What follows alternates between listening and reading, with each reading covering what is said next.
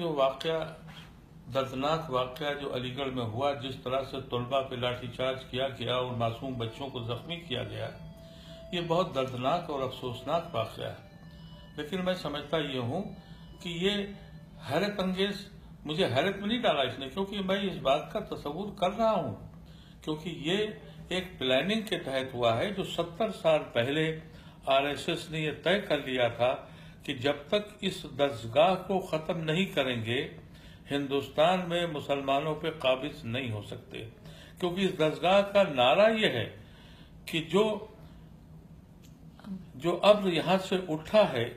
وہ سارے جہاں پہ برسے گا۔ یہ خوف ان کو ہے کہ کہیں ایسا نہ ہو کہ وہ ابر پھر اٹھ جائے، لیکن بدنصیبی یہ ہے کہ ہم لوگوں نے اس کو سمجھا نہیں ہے۔ یہ معصوم بچے، مجھے صرف خوف اس بات کا ہے کہ یہ معصوم بچے اس بات کو سمجھ نہیں رہے ہیں، کہیں جذبات میں آ کے ایسا نہ کریں کہ ان کا وہ فارمولا کامیاب ہو جائے۔ اس لیے میں بچوں سے کہنا چاہتا ہوں کہ جلد بازی نہ کرو، بلکہ اپنے سینئر سے، اپنے بڑوں سے، اپنے اساتذہ سے بات کر کے طے کرو۔ مشکل تو یہ ہے کہ میں بہت دنوں سے اپنے طلباء سے کہتا ہوں، نوجوانوں سے، کہ خدا کرے کہ تمہاری سمجھ میں آ جائے، لیکن بدنصیبی یہ ہے کہ پچھلے چند سالوں سے علی گڑھ یونین جس کا کام تھا کہ قیادت پیدا کرے، میری ایک بڑی خواہش تھی اور میری آرزو تھی اور میری تمنا بھی تھی اور میرا یقین بھی تھا کہ علی گڑھ کوئی کنہیا پیدا کرے گا، علی گڑھ کوئی شہلا راشد پیدا کرے گی، علی گڑھ کوئی عمر فاروق پیدا کرے گا، لیکن وہاں یہ نہیں پیدا ہو رہے ہیں۔ وہاں لیڈر پیدا ہو رہا ہے کہ کسی نہ کسی طرح سے کسی پارٹی کا غلام بن کے اور اس کی قیادت اور اس کی چمچہ گیری اور اس کی غلامی کرے۔ یہی وجہ ہے، یہی خوف مجھے کھائے جا رہا ہے کہ یہ سیاسی پارٹیاں ان نوجوان بچوں کو اپنے دربار میں بلا کر اپنا غلام بنا کر کہیں ایسا نہ کریں کہ علی گڑھ کو ایک اس کنارے کھڑا کر دیں کہ ہندو مسلم بن جائے۔ میں چاہتا ہوں کہ علی گڑھ برادری پورے دنیا کی عالمی برادری جو جہاں اس کی ذمہ داری بنتی ہے کہ اس دستگاہ کو بچا لے، اس تحریک کو بچا لے۔ سر سید کی یہ تحریک کا یہ بت خانہ ہے،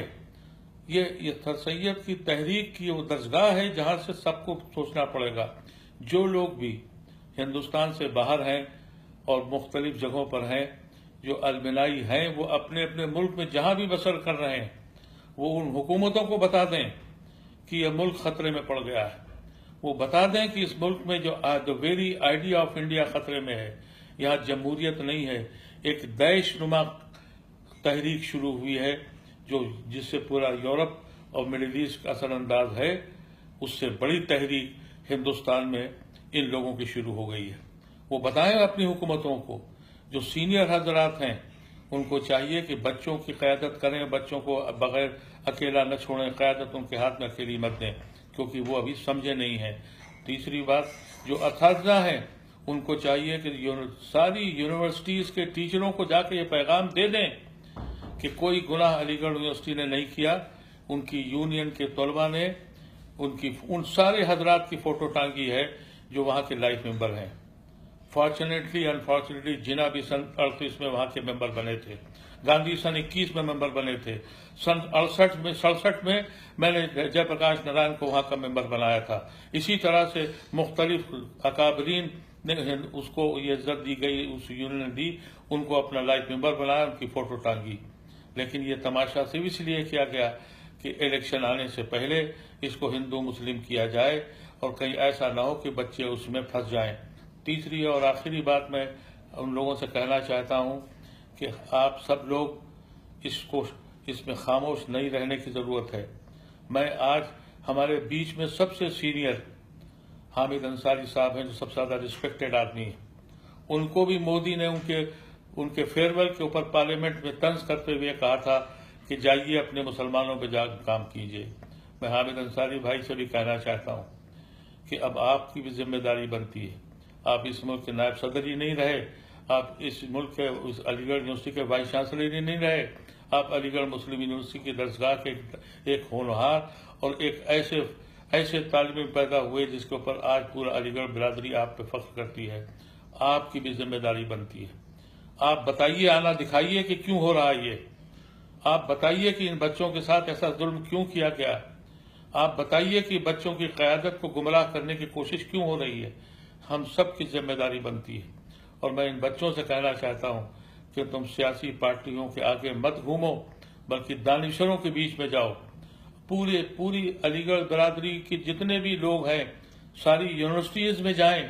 اپنی یونیورسٹیز میں مختلف یونیورسٹیز کے لڑکوں کو، چاہے جے این یو ہو، چاہے دہلی ہو، چاہے بنارس ہو، چاہے الہ آباد ہو، وہاں جا کے بتائیں کہ ان کے ساتھ کیا ہو رہا ہے، روز ان کو کس طرح سے جاہل قسم کے لوگ، ایک وہ شخص وہاں کا ایم پی جو فقط 10واں پاس ہے، جس نے یونیورسٹی کا گیٹ نہیں دیکھا۔ علی گڑھ مسلم یونیورسٹی کی بدنصیبی ہے کہ انہوں نے اس شخص کو بھی علی گڑھ کے اندر بلا لیا، اور اس وائس چانسلر نے، ہمارے وائس چانسلر نے بھی اس کو دعوت نامہ دے دیا۔ ایسے جاہلوں کو یونیورسٹی کے اندر داخل نہیں ہونے دینا چاہیے۔ ہم کہنا چاہتے ہیں اپنے بچوں سے صبر سے کام لینا، لیکن مایوس مت ہونا، ہمیشہ حق کی بات کرنا، ڈرنا نہیں، لیکن پاگلوں کی طرح کوئی ایسا فیصلہ مت کرنا جس سے دوسروں کو فائدہ ہو جائے۔ میں ان آواز کے ساتھ میں آج ہندوستان سے باہر ہوں، واپس آؤں گا جلد انشاءاللہ۔ مجھ سے جو کچھ ہو سکتا ہے کروں گا، جہاں بھی جاؤں گا یہ بتاؤں گا اپنی برادری سے کہ یہ گھروں میں بیٹھنے کی ضرورت نہیں ہے، یہ آخری قلعہ ہے۔ اسی طرح سے جس طرح سے ٹیپو سلطان کی فتح کے بعد انگریزوں نے بالکل جس طرح سے ہندوستان پہ قبضہ کر لیا تھا، دستگاہ اگر چلی گئی تو یقین کرنا اس ملک میں ہندو راج کوئی روکنے والا نہیں ہے۔ بہت شکریہ۔